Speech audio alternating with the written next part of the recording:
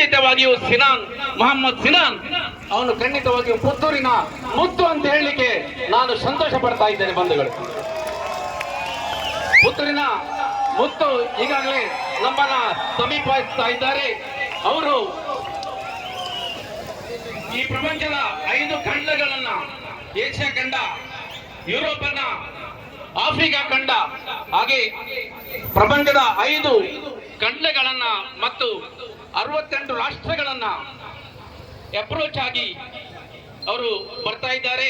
ಅವರ ಒಂದೇ ಒಂದು ದೊಡ್ಡ ಉದ್ದೇಶ ಅಂತ ಹೇಳಿದ್ರೆ ಕರ್ನಾಟಕ, ನಮ್ಮ ಹೆಮ್ಮೆಯ ಕರ್ನಾಟಕ ರಾಜ್ಯವನ್ನ ಟೂರಿಸಂ ಆಗಿ ನಾವು ಬೆಳೆಸಬೇಕು ಎಂಬ ಒಂದು ದೊಡ್ಡ ಕನಸಿನೊಂದಿಗೆ ಈ ಒಂದು ತನ್ನ ದೊಡ್ಡ ಒಂದು ಸಾಹಸವನ್ನು ಅವರು ಮಾಡಿದ್ದಾರೆ.